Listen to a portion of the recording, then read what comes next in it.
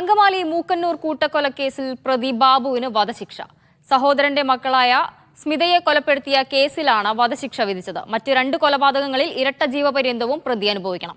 എറണാകുളം ജില്ലാ additional sessions കോടതിയുടേതാണ് ശിക്ഷാവിധി.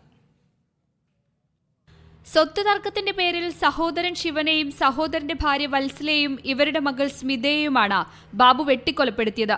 ഇതിൽ സ്മിതയുടെ കൊലപാതകം അപൂർവങ്ങളിൽ അപൂർവമാണെന്ന് വിലയിരുത്തിയാണ് സംഭവം നടന്ന 6 വർഷങ്ങൾക്ക് ശേഷമുള്ള ശിക്ഷാവിധി. 35 വെട്ടുകളാണ് സ്മിതയുടെ ശരീരത്തിലുണ്ടായിരുന്നത്. സ്മിതയോട് മുൻവൈരാഗ്യമില്ലെന്ന് പ്രതി തന്നെ സമ്മതിച്ചിട്ടും പൈശാചികമായ കൊലയാണ് നടന്നതെന്ന് കോടതി വിലയിരുത്തി. തറവാട്ടുവക ഭൂമിയും അതിലെ പ്ലാവുമാണ് മനുഷ്യജീവനേക്കാൾ പ്രതി വലുതായി കണ്ടതെന്നും കോടതി ഉത്തരവിലുണ്ട്. വിധിയെ ഏറ്റവും സന്തോഷത്തോടുകൂടി സ്വാഗതം ചെയ്യണം. പ്രധാനപ്പെട്ട തെളിവുകളെന്ന് പറയുന്നത് പോസ്റ്റ്മോർട്ടം റിപ്പോർട്ട്, ഇഞ്ചുറീസാണ്.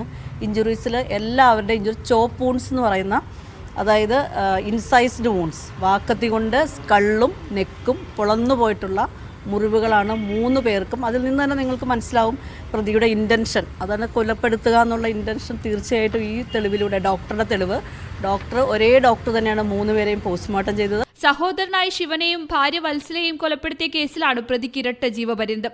മറ്റു വകുപ്പുകളിലായി 36 വർഷം തടവ് വേറെയും ശിക്ഷ വിധിച്ചിട്ടുണ്ട്. പ്രതി 4,10,000 രൂപ പിഴ ഒടുക്കണം. ഇതിൽ 2 ലക്ഷം രൂപ സ്മിതയുടെ ഇരട്ടക്കുട്ടികളായ അശ്വിനും അപർണയ്ക്കും നൽകാനും കോടതി ഉത്തരവിട്ടു.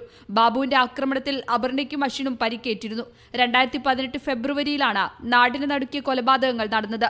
3 കൊലപാതകങ്ങൾക്ക് പുറമെ മറ്റ് 2 പേരെ കൂടി പ്രതി കൊല്ലാൻ പദ്ധതിയിട്ടിരുന്നുവെന്നാണ് പ്രോസിക്യൂഷന്റെ കണ്ടെത്തൽ. മീഡിയ 1 കൊച്ചി.